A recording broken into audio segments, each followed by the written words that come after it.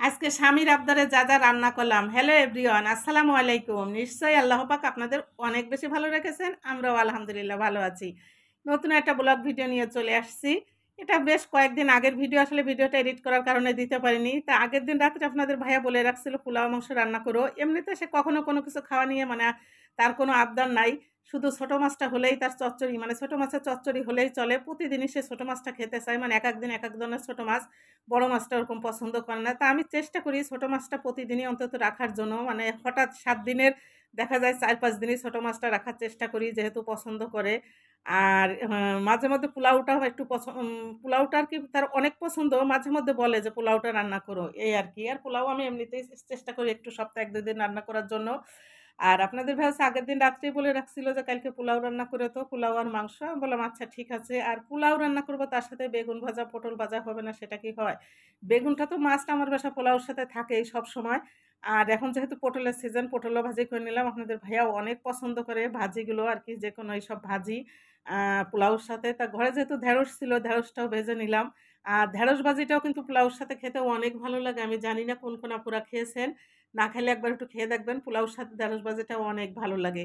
আর এদিকে হচ্ছে আপনাদের ভাইয়া মাংসগুলো রেডি করে, একদম মাংস কি সুন্দর করে চিপড়ায় দেয়। মাংসে কোনো পানি থাকে না। খুব সুন্দর করে চিপড়িয়ে এরপর এই যে সব মসলা দিয়ে হাতে মেখে দিবে। আর সব মসলা, পিঁয়াজ, মরিচ সবকিছু আমি রেডি করে দিচ্ছি। আপনাদের ভাইয়া এখন শুধু হাতে সুন্দর করে মাখায় দিবে। আর যেসব আপু ভাইয়ারা আমার ভিডিও দেখেন, তারা কিন্তু জানেন যে আমি গরুর মাংস রান্না করলে সবসময় এই মাখামাখির কাজটা আপনাদের ভাইয়াই করে।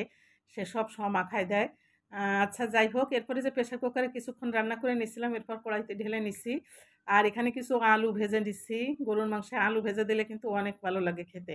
কষায় দিলেও ভালো লাগে। ভাজি আসলে একেকটা একেক রকমের টেস্ট। এরপরে যে সকালের খাবারটা পরিবেশন করে দিলাম।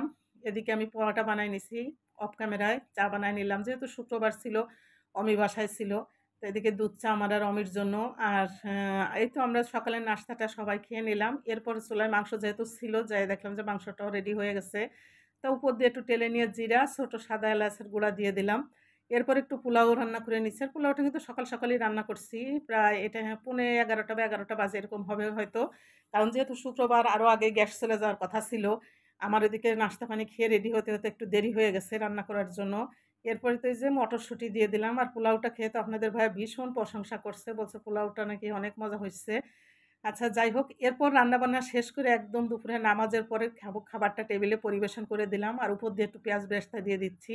আর আমি কিন্তু পেঁয়াজ বেরেস্তা বছরে একবার করে রাখি, সারা বছর খাই। একদম বক্স, বক্স করে এরপর ফ্রিজে রেখে দিছি। এটা সারা বছর আমার হয়ে যাবে। আমি ১ বছরের পরিমাণে আ অনেক কয়েকটা বক্স আরকি ভরে বেরেস্তা করে রাখছি।